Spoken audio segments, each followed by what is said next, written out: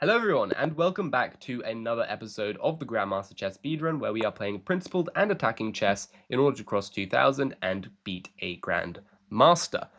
In this episode, we are playing in 1806, so I really should update the little thing in the bottom right, which has our rating bracket, because we did just cross 1800 last episode, which is pretty nice, making good progress towards 2000. And this time, we have decided to play a Sicilian defense. We were playing a lot of e4, e5 positions, but I've decided to mix it up a little bit this time. We're playing the Sicilian, bringing out pawns and knights to guard the center, so still very principled stuff. And seeing as the way our opponent has played this, I think we're going to go for a dragon setup, because the bishop is going to control all of the dark squares in the center, and our opponent is going to have a hard time developing their own bishop without losing this pawn here. So the move here that I actually like is not knight f6, because in that situation we do block our bishop, although you might be able to play knight f6 as long as you get a quick d5 in. But the move that I prefer here is actually pawn to e6. And you might have heard in a lot of places that playing e6 and g6 at the same time is a very bad idea because your dark squares will be weak. Well, that is true, but that's only true if your opponent can get like a knight or a bishop in on d6, for example, in order to really exploit that. So for the time being, as long as we can get these pieces out very quickly and execute pawn to d6, it doesn't actually matter all that much. So let's play h6, ask the bishop what it's doing, and we'd obviously take that with the queen. And after the bishop retreats, we're just going to guard this pawn here with pawn to d6, and should have a fine position.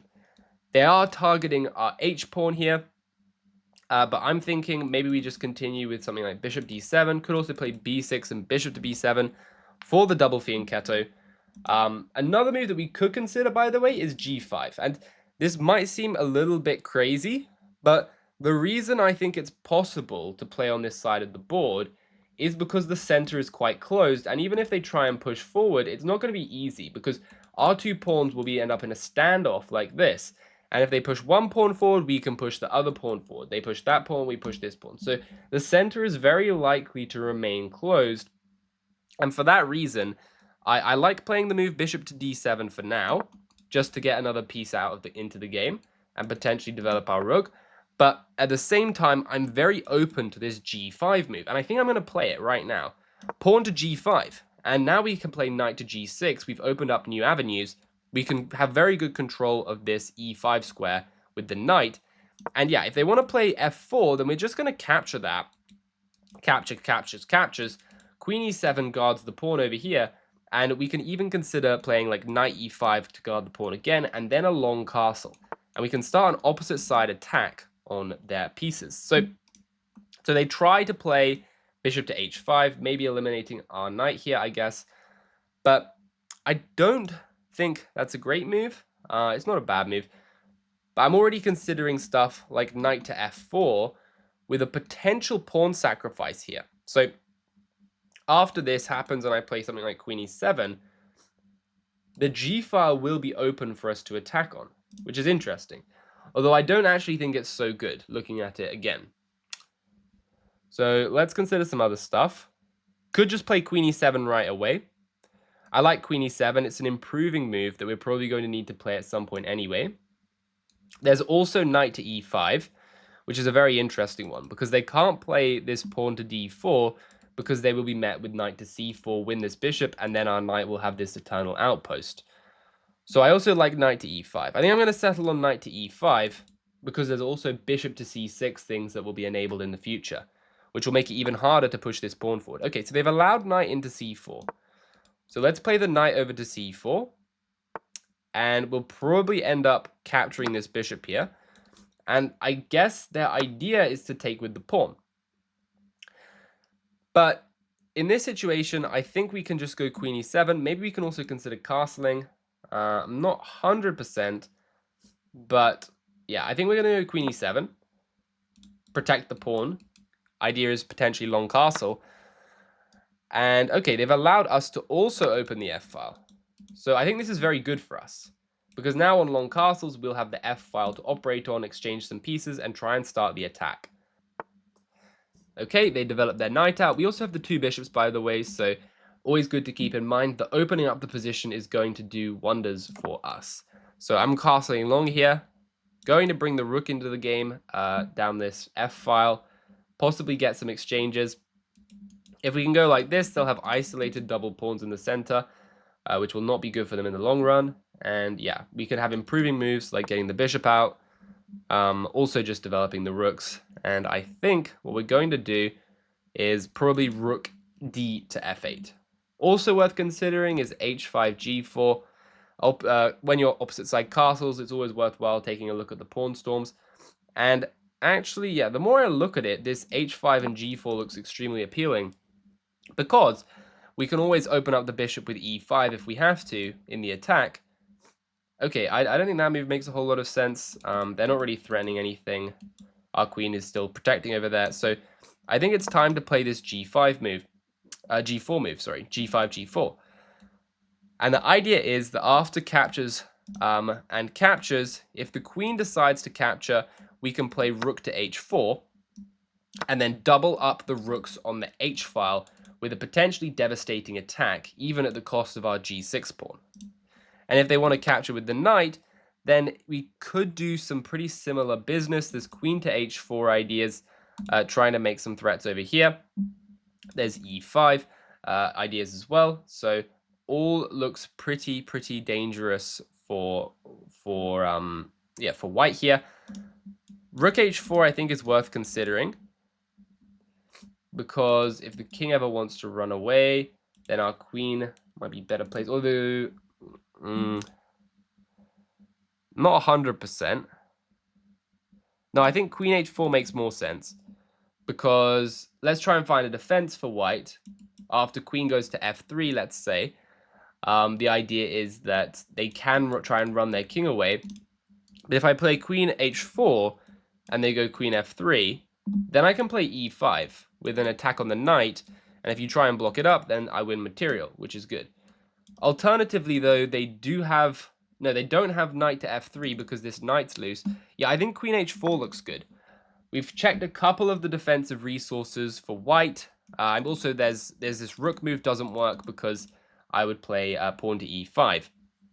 There's also rook to f7, which was the only other reason why I was a little bit worried about it, but rook to f7 leaves this rook underprotected, and we can deliver a check, go here, take this guy, and if they decide to take either of my bishops, then we can also bring this other one in with a check. I mean, if they decide to take my dark square bishop, then I can play this check, goes here, and even consider e5 to open up this bishop as well. So yeah, it's starting to look pretty comfy for white. They do stop this e5 move. That was an interesting one. I think that was a good move by them, for sure. But now we have to look at the forcing moves. Can we, for example, play this check? Can we get away with it? Not too sure about that. Bishop c6 is worth considering now that they've opened that up, because that means that we would be able to capture and then capture here, which looks quite dangerous. So that's definitely a worthwhile move, just involving another piece in the attack. Yeah, I quite like bishop c6, because our bishop that wasn't doing anything is now firmly in the game. And if they want to push this forward, then all of a sudden, when the center comes collapsing, also we're activating the rook into the game, right? So now that when the centers come collapsing, we might be able to sacrifice our rook here and deflect it away in order to win this knight and have the 2 bishops in the attack, which should be very strong. They might want to try something like pawn to d5 here. Okay. Instead, they're just allowing us to continue capturing and tearing up the position, which doesn't look particularly pleasant. This capture is now getting white mated because they'll have to block with one of their pieces, and if they put the knight there, then they're losing control of h2 as well. So here, I think we can play d3, which looks pretty nasty. Just continue shoving the pawn down the position. If they give me a check, I just step over. It's not really a big deal. So that looks quite good. Alternatively, we can also capture and try and get a rook into d2, which is quite tempting just to open up the rook file here. It's also worth taking another look at these moves once again. These checks just to see if they lead anywhere. I don't think it quite does though, so I actually think we should take, because we're also enabling this bishop check, which would lead to some likely mates as well. So yeah, this bishop's very dangerous. This pawn's up. We've gained a pawn in a position where we had sacrificed a pawn after all those complications. And the position is getting extremely dangerous. Yeah, they don't seem to care that much about this move. You can't be going for material when your king's getting checkmated like this. It's simply too dangerous. Potentially, we could have played this rook d2 move as well. That might have been slightly better. Yeah, I think maybe that was better. But either way, they have to block with the knight now. And we can deliver this check on h2, followed by bringing a rook into the game, which looks very good. So we can deliver this check here, and after the king takes, we can continue to drag the king out into the position. Or we can play this check with the queen, which does win material. Let's say we take this way, queen takes it, check, king e1. Is there a finishing here? Is there a finisher? I'm not quite sure. I'm not quite sure about that.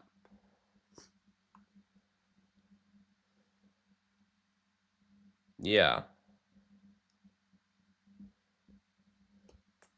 I did mess that up a little bit. I should have played rook d2. That was a better move for sure. But let's see. Let's try and be accurate. This check stops the king from running away, but that would just repeat the position. I think we should play rook h to f1, because on king to e1 we have queen to e3, and if the queen decides to block, then we can just capture here. And okay, no matter what, the endgame's extremely winning, so I don't think you should overcomplicate this. Let's just go and pin the knight to the king. Just keep playing good moves that make a lot of sense, like this check here. And yeah, not get too concerned about how this looks immediately. So the queen has to block, really. Okay, well, they've just allowed us to capture like this with a check. So we're winning the two knights now. And we're going to win this pawn as well after the king steps up. There's no way you can survive this. The king is absolutely getting checkmated. So the king's going to take this pawn. We can probably just capture this one here. We can also win. Oh, we should probably play this check. This is a double check, and it blocks their queen out of the game. We're checking with the king and the bishop. This is guarded this way, and the king is going to have to step over here, and then we'll bring the queen into the game, and that will be a forced checkmate. So check and a checkmate on c6. So pretty nice stuff. Pretty nice stuff. I'll be back with you in a second with the game review. I think we missed a couple things there. That was definitely one of the most complicated attacking games that we've had to play so far. Most of the games we played before this have just been pretty straightforward wins out of the opening, so it's definitely interesting to have a game like this. So game review says we played at an 85.5. The opponent did play a very level game for most of it, but eventually they started to crumble under the pressure of the attack. We got good control over the dark squares here. h6, d6, just normal moves, guarding the position with the pawns and getting the bishop out. Engine suggesting this f5 move, which I've seen similar stuff before, and it does make sense to go for this structure. Although it wants, oh no, it wants a knight takes. But yeah, I've seen stuff like this before, where you can play f4 with e5, so that makes a little bit of sense. But okay, yeah, white can play this.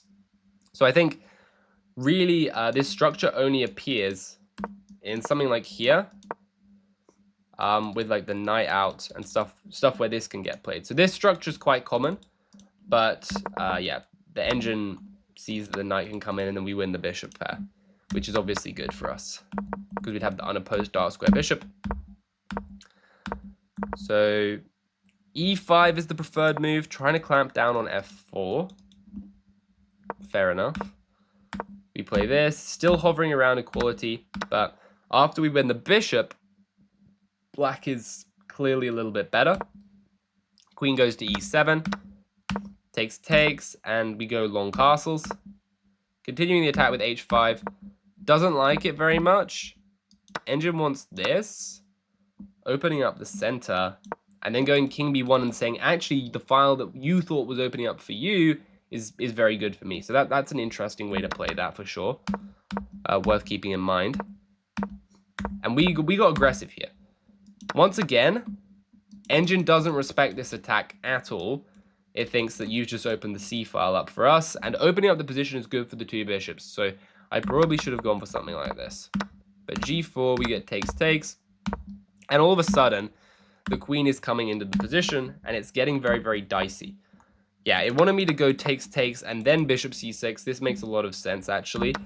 You want to play the most forcing order of moves, and I didn't go for that. I brought out the bishop first, which is my bad. But after all of these captures in the center, the bishops really, really woke up in the position, and it was all but over. Yeah, rook d2 slightly stronger here. They have to just lose the queen, which is not very nice, obviously. But I gave this check, another check, went for the pin, and at this point, they were just getting absolutely smashed in the center of the board. Nothing to run away from. And yeah, the king gets dragged up and murdered, essentially, on the b5 square. So, oh, maybe I shouldn't say murdered in a YouTube video. I don't really know. Maybe that gets me demonetized. But anyway, if you did enjoy this video, find it interesting, good way to get some attacking positions out of your Sicilians.